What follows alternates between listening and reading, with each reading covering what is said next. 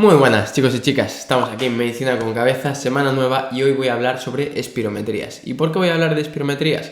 Porque en el grupo que tengo ya con 20 alumnos que estoy tutorizando para el MIR sobre todo, pero alguno también para la carrera y otra chica que está preparando el IR, lo digo por si te quieres unir, escríbeme en @medicinaconcabeza en Instagram o al correo medicinaconcabeza@gmail.com para que te pase la información, pues me pidieron a dar una tutoría sobre espirometrías. Todas las semanas damos una tutoría en grupo sobre un tema en concreto para intentar entenderlo y dije, pues venga, vamos a practicar las espirometrías. ¿Por qué? Pues porque todos los trastornos obstructivos como el EPOC, que es una patología muy prevalente a nivel de neumología, pues se diagnostican así, entonces habrá que entenderlas, ¿no? Y vamos a ello. Lo primero de todo es entender los volúmenes, básicamente, ¿no? Entonces, tenemos que partir de estas líneas. Primera línea, segunda línea, tercera línea y cuarta línea. ¿Por qué? Porque vamos a entender muy sencillo. Normalmente, en el día a día, no hacemos respiraciones profundas, hacemos una respiración normal, una respiración corriente. Y esto sería el volumen corriente, ¿de acuerdo? Aquí sería inspiración y aquí sería expiración. Entonces, ¿qué tenemos que tener claro? Que aunque tenemos este volumen corriente, es decir, el volumen que suelen manejar nuestros pulmones, siempre podemos hacer inspiraciones un poco más profundas, ¿vale? Podemos meter más aire. Y esto sería el volumen de reserva inspiratorio, ¿de acuerdo? Sería ese aire a mayores que podemos meter por encima del volumen que manejamos. Y no solo eso, sino que también podemos expulsar más aire, ¿de acuerdo? Aunque estemos haciendo un intercambio habitualmente de aire, de gases, siempre nos queda un poquito más de aire. Y ese sería el aire que podríamos expulsar hasta quedarnos vacíos, ¿vale? Esto sería el volumen de reserva expiratoria. Bien, pero hay una sutil cosa, y es que tú habitualmente, aunque te quedes sin aire, realmente sientas que no te queda aire dentro, sí que tienes aire, tienes un residuo de aire, que sería el volumen residual. ¿Y por qué lo tienes? Pues porque, solo un inciso, tú cuando vas a un cumpleaños y te pones a hinchar globos para tu sobrinito o para tu propio cumpleaños, ¿cuál es el momento que más te cuesta para hinchar el globo? Al principio. ¿Por qué? Pues porque el globo está colapsado, tienes que separar las paredes y empezar a meter el aire. Ese es el momento que tienes que hacer más fuerza. Pues en los alvéolos tienes que pensar que es como un globo. Entonces, si el alvéolo dejas que colapse, cada inspiración va a ser una barbaridad de la fuerza que vas a tener que hacer. Y eso no nos interesa. Por eso siempre hay un volumen residual. Habrá trastornos en los que cuando se dilatan los alvéolos o hay enfisema, por ejemplo, en el EPOC enfisematoso, queda más aire dentro. Entonces ahí aumentaría también el volumen residual, que es uno de los criterios diagnósticos también que podemos utilizar. Pero quiero que te quedes sobre todo con ese concepto, ¿vale? ¿Qué pasa? Que tú este aire no lo estás exhalando, se queda dentro. Por lo tanto, tú con una espirometría, que la espirometría lo que haces es mirar los flujos de volumen desde expiración forzada a inspiración forzada y al revés. ¿De acuerdo? Pero la expiración forzada llega hasta aquí. Esto no lo puedes medir. Esto se mide con otra prueba que es la pletismografía. ¿De acuerdo? Bien, estos son conceptos que tenemos que tener claros. Y luego, ¿cómo se denomina a todo el aire que tú puedes exhalar desde una inspiración forzada? Es decir, todo el aire que cabe en tus pulmones quitando el volumen residual. Pues sería la capacidad vital forzada. Y esto es muy importante que te quedes porque va a ser uno de los criterios luego diagnósticos para las otras enfermedades. Bien, entonces capacidad vital forzada sería esto. ¿Y cómo sería a la suma de todo? Sería la capacidad pulmonar total. Todo el aire que cabe, incluyendo el volumen residual, sería capacidad pulmonar total. ¿De acuerdo? Entonces, con esto ya estamos listos para ir con la primera curva de espirometría. Entonces, voy a hacer primero una normal, ¿de acuerdo? Aquí vamos a tener los flujos. Aquí vamos a tener los volúmenes. Y vamos a dividirlo en expiración arriba, casi siempre o siempre, y inspiración abajo. Entonces aquí vamos a tener el 0 y un detalle de los volúmenes. Hay que intentar entender cómo se crean las gráficas para poder entenderlas. Entonces aquí los volúmenes, aquí va a ser el menor volumen, como si estuviera vacío, que nunca se va a llegar porque siempre hay un residuo. Aquí vamos a tener, imaginaos, 1 litro, aquí 2 litros, 3 litros, 4 litros, 5 litros, 6 litros, ¿no? O sea, el punto de máximo volumen, ¿de acuerdo? Sería aquí, ¿vale? Este punto sería la capacidad pulmonar total. Capacidad sería el pulmonar total, sería el máximo volumen que cabe en nuestros pulmones. Es decir, sería desde el punto en el que partimos después de una inspiración forzada. Quiero que lo vayas entendiendo, ¿no? El máximo punto donde tienes todo el aire posible es una inspiración forzada, ¿no? Pues eso sería la capacidad pulmonar total. Y aquí vamos a poner los flujos, aquí pondremos 2,5, 5, 7,5, 10, por ejemplo. Y aquí igual, 2,5, 5, 7,5 y 10. Entonces vamos a empezar por la expiración. Hay que tener un concepto claro, que es la FEB1 o volumen expiratorio forzado en el primer segundo. ¿Por qué? Porque el volumen expiratorio forzado en el primer segundo es muy alto. Es decir, tú en una expiración forzada, en el primer segundo es cuando más aire estás echando. Entonces esto suele ser más del 70-80%, sobre todo más del 80%, ¿bien? Esto es muy importante, ¿por qué? Porque esto quiere decir que el aire está saliendo bien. Si esto bajase, te sugeriría que hay una obstrucción, ¿no? Que el aire no está saliendo como debería. Entonces, ¿cómo sería una curva de espirometría normal? ¿Vale? Pues sería, al principio, la expiración muy picuda, ¿de acuerdo? Que sería la FEB1, ¿de acuerdo? Aquí no lo he dibujado tampoco muy bien, pero sería algo así. Y luego se estabilizaría y bajaría en una forma de pendiente, ¿de acuerdo? Más o menos hasta aquí. ¿Os dais cuenta de que no llega al cero? ¿Por qué? Porque esta diferencia que vemos aquí, esto sería el volumen residual, ¿vale? Entonces tenemos ya capacidad pulmonar total y volumen residual en la espirometría. Este punto, ¿de acuerdo? Sería el flujo expiratorio máximo, ¿no? Sería el máximo flujo, la máxima potencia, la máxima fuerza con la que sale el aire, y también es un parámetro que se sirve para medir los trastornos obstructivos. Cuanto más bajo sea esta potencia, quiere decir que hay más obstrucción, ¿vale? Eso para empezar. Y esta sería una curva normal. Quiero que te quedes con ella, ¿no?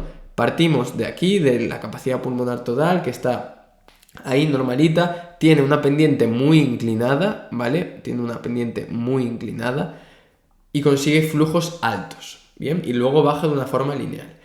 La inspiración, pues lo mismo, digamos que lo máximo sería la capacidad pulmonar total y de una forma convexa hacia arriba, ¿de acuerdo? Tienes que entenderlo que va en este sentido, ¿de acuerdo? Y aquí sería el flujo inspiratorio también máximo. Bien, quiero que te quedes con esto. Esto sería una espirometría normal. Bien, tenemos capacidad pulmonar total, volumen residual y los flujos mínimo y máximo. Vamos a pasar a un trastorno obstructivo. Bueno, aquí veríamos que la FEB1 es más del 80%. Y ahora pasamos, por ejemplo, a un trastorno obstructivo. Entonces, en un trastorno obstructivo lo que va a pasar es que la expiración va a estar alterada. Es decir, la salida de aire no va a ser normal. Entonces, vamos a hacerlo bien. Vamos a hacer el dibujo y vamos a entender por qué el dibujo es como es. Tas, tas, tas. Vamos a poner aquí también los flujos y los volúmenes.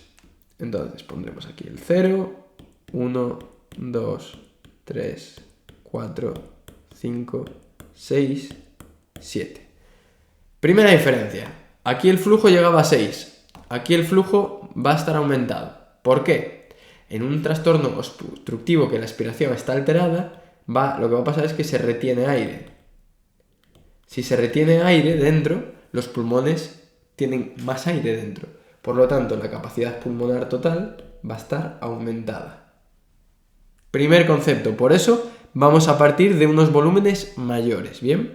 Entonces volvemos a poner los flujos, ¿no? 0, 2,5, 5, 7,5, 2,5, 5, 7,5. Y vamos a ir a la expiración. Entonces, ¿qué problema va a haber? Va a haber una obstrucción, por lo tanto, el pico, la fuerza con la que sale en el primer segundo el aire va a estar disminuido. Y encima, como vamos a tener una dificultad para echar el aire, el flujo máximo también va a estar disminuido, porque no podemos hacer la misma fuerza. Entonces, la curva, ¿cómo va a ser? Pues va a tener menos pendiente, ¿de acuerdo? Va a ser más así, vamos a conseguir menos flujo. En el otro recordad que era 10, por ejemplo, aquí ya lo estamos poniendo en 7,5 y en vez de ser luego lineal va a ir bajando poquito a poco, más parabólico. Y os dais cuenta de que acaba aquí, ¿no? Antes acababa en el 1. ¿Por qué? Porque está aumentado el volumen residual. Porque hay un trastorno en la expiración, se echa peor el aire, se queda más aire almacenado, aumenta el volumen residual. Entonces aquí que vemos que disminuye el flujo expiratorio máximo, disminuye la FEB1, ¿de acuerdo? Y aumenta el volumen residual. Bien, ¿qué va a pasar en la inspiración? La expiración en principio no va a estar alterada, ¿de acuerdo? La obstrucción es sobre todo para la expiración. ¿Dónde va a estar el problema? Primero de todo, vamos a tener capacidad pulmonar total, ¿de acuerdo? Mucho más alta, ¿de acuerdo? Porque se está acumulando el aire. Bien, y evidentemente, como ya tiene aire dentro, el pulmón ya está lleno, esto es como cuando el ventrículo izquierdo estaba sobrecargado, pues la fuerza con la que va a entrar el aire o la fuerza con la que entra la sangre en el ventrículo izquierdo cuando ambos están llenos es menor.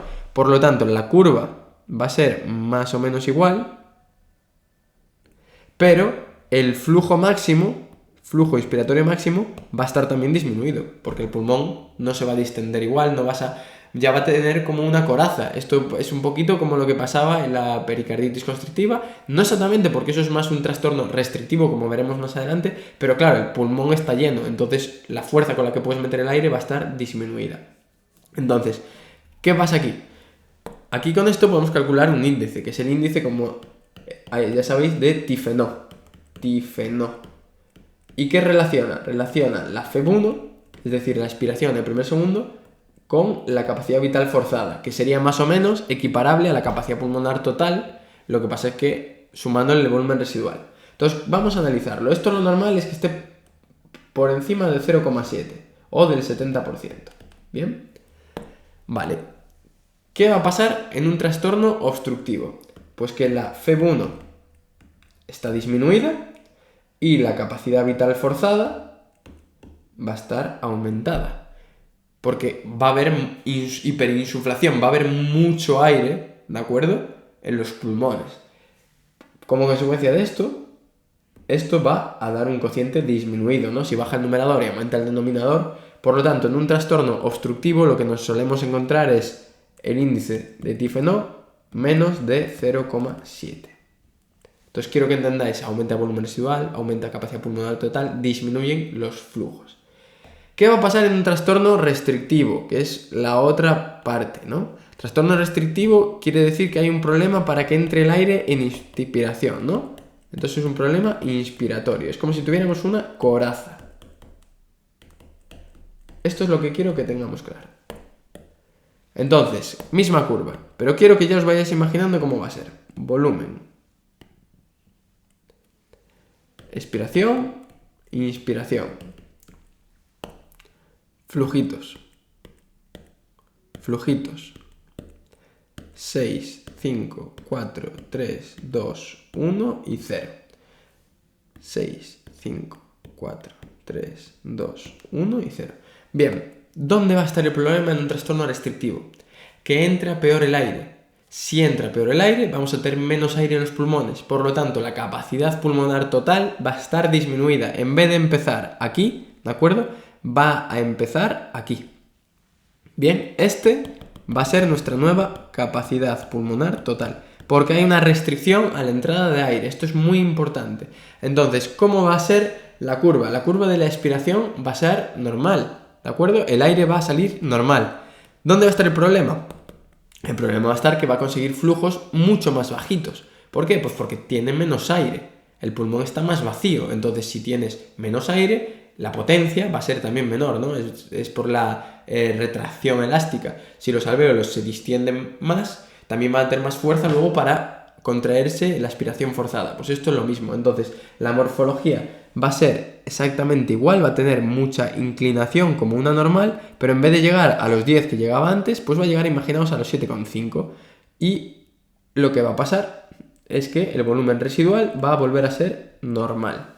Bien, va a volver a estar por aquí, no como en la obstrucción que estaba aumentado. Entonces, la expiración va a ser más o menos igual a una expiración normal, con flujo expiratorio máximo disminuido. ¿De acuerdo? Pero ¿qué va a pasar, por ejemplo, con la FEB1, que era uno de los criterios? La FEB1 va a estar normal. Bien, porque no hay un problema para la expiración. ¿Qué va a pasar, sin embargo, en la inspiración? Primero de todo, que vamos a partir de una capacidad pulmonar total, es decir, todo el aire que pueda albergar nuestro pulmón va a estar disminuido. Pero la morfología en un principio va a ser también normal. ¿Dónde va a estar también uno de los problemas? Que no vamos a conseguir un flujo inspiratorio máximo tan potente como en una inspiración normal. ¿Por qué? Porque en un momento se va a chocar con una coraza. Entonces vamos a tener una morfología también convexa, pero en vez de llegar a los flujos de 7,5, por ejemplo, pues llegará a flujos de 5. Pero la morfología va a ser bastante normal.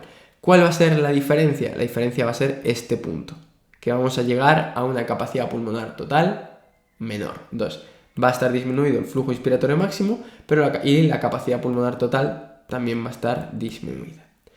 Entonces, ¿cómo va a estar aquí el índice de Tifenot? FEB1 entre capacidad vital forzada. Esto va a estar normal y esto va a estar incluso disminuido o normal. Por lo tanto, va a estar normal o aumentado. Entonces ya tenemos por qué de la principal diferencia entre un trastorno obstructivo y un trastorno restrictivo. A mayores, ¿qué podríamos fijarnos? En el volumen residual, que va a estar normal o reducido. Y en la capacidad pulmonar total, que va a estar disminuida respecto a un sujeto sano. Entonces, quiero que entendamos las curvas, no quiero que las memoricemos, quiero que entendamos cómo se genera y cómo tiene que ser en un paciente obstructivo y en un paciente restrictivo. Si entendemos esto, no se nos va a olvidar nunca, ¿de acuerdo? Así que, si te ha gustado, deja un like y suscríbete.